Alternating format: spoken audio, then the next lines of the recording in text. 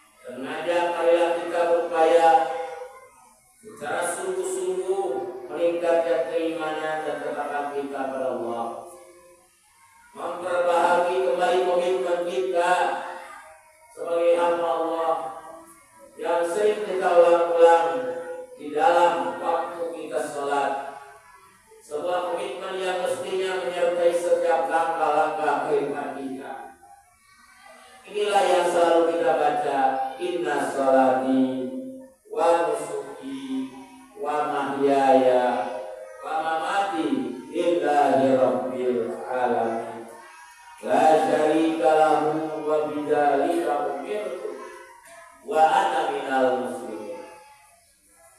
Sesungguhnya salatku, ibadahku, hidupku dan matiku hanyalah untuk Allah Tuhan semesta alam. Tiada sekutu baginya, dan demikian itulah yang diperintahkan kepadaku, dan aku adalah termasuk orang-orang yang menyerahkan diri. Hadirin, oleh karena itu, marilah kita tingkatkan keimanan dan ketakwaan kita kepada Allah Subhanahu wa taala. Selama sisa umur yang masih Allah berikan kepada kita, dengan berusaha semaksimal mungkin melaksanakan apa yang telah Allah perintahkan dan menjauhi apa yang Allah larang di dalam seluruh aktivitas dan sendi-sendi kehidupan kita. Karena sungguh kita semua kelak akan dihadapkan kepada Allah dengan sendiri-sendiri untuk ditanya, untuk mempertanggungjawabkan semua aktivitas yang pernah kita lakukan di dunia ini. Pada hari itu, hari yang tidak diragukan lagi kedatangannya, yaitu hari kiamat. Tidak akan manfaat harta benda yang dikumpulkan, anak yang dibangga-banggakan, kecuali bagi orang-orang yang menghadap Allah dengan hati yang salim, hati yang selamat, hati yang suci bersih dari kemusyrikan dan kemungkaran. Sebagaimana firman Allah di dalam surat Asy-Syu'ara ayat 88-89. Yauma la yanfa'u malun wala banun illa man atallaha biqalbin salim. Marilah kita bertakwa kepada Allah dengan sebenar-benarnya takwa. Sebab dengan takwa kita akan memperoleh kebahagiaan yang hakiki, kebahagiaan lahir maupun batin, di dunia maupun di akhirat. Sebagaimana firman Allah, wa may yattaqillaha yaj'al lahu makhraja wa yarzuqhu min haitsu la yahtasib wa may yatawakkal 'ala Allah fa huwa hasbuh innallaha balighu amri qad ja'alallahu li kulli syai'in qadar. Barang siapa yang bertakwa kepada Allah, niscaya Allah akan mengadakan baginya jalan keluar dan memberinya rezeki dari arah yang tiada disangka-sangka. Dan barang siapa yang bertawakal kepada Allah, niscaya Allah akan mencukupkan keperluannya. Sesungguhnya Allah melaksanakan urusan yang dikehendakinya. Sesungguhnya Allah telah mengadakan ketentuan bagi tiap-tiap sesuatu. Surat Al-Talaq ayat 2. Hadirin ahli Jumat rahimahumullah. Di dalam surat Al-Qasas Allah Subhanahu wa taala telah berfirman, A'udzubillahi minasyaitonir rajim, wabtaghi fima ataqallaha daral akhirah wa la tansa nasibaka minad dunya wa ahsin kama ahsanallahu ilaik wa la tabghil fasada fil ardh innallaha la yuhibbul mufsidin. Artinya, dan carilah apa yang telah Allah anugerahkan kepadamu dari kebahagiaan negeri akhirat, dan janganlah kamu melupakan bagianmu dari kenikmatan duniawi, dan berbuat baiklah kepada orang lain sebagaimana Allah telah berbuat baik kepadamu. Dan janganlah sekali-kali berbuat kerusakan di muka bumi ini. Sesungguhnya Allah tidak menyukai orang-orang yang berbuat kerusakan. Hadirin rahimahumullah, dari ayat ini kita dapat mengambil pelajaran yang sangat amat penting tentang beberapa prinsip yang perlu kita sadari bersama akan keberadaan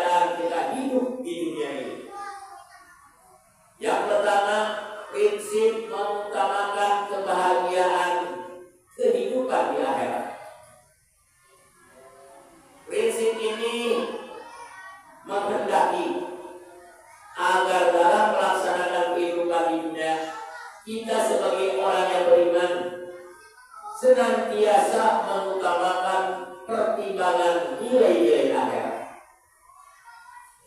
Namun perlu dipahami, mengutamakan kebahagiaan akhirat bukan berarti dalam mewujudkan kebahagiaan akhirat, kebahagiaan dunia diabaikan dulu saja. Sebab amal akhirat tidak berdiri sendiri dan terlepas dari amal duniawi. Sungguh amat banyak amalan akhirat yang terhubungan erat dalam mewujudkan kebahagiaan dunia. Umpamanya sholat. Seorang yang melaksanakan sholat dengan tekun dan disiplin bukanlah semata-mata sebagai amalan akhirat yang tidak berdampak duniawi. Sebab bila sholat dilaksanakan menurut tuntunan Allah dan Rasulnya, dilakukan secara berjamaah, niscaya ia akan banyak memberikan hikmah dalam kehidupan dunia. Dengan sholat yang benar akan dapat mencegah seseorang dari perbuatan keji, jahat, dan mungkar. Dengan demikian manusia akan terhindar dari perbuatan yang dapat merugikan orang lain di dunia, sehingga terciptalah ketentraman hidup bersama di dunia ini. Begitu juga dengan infak sedekah jariyah.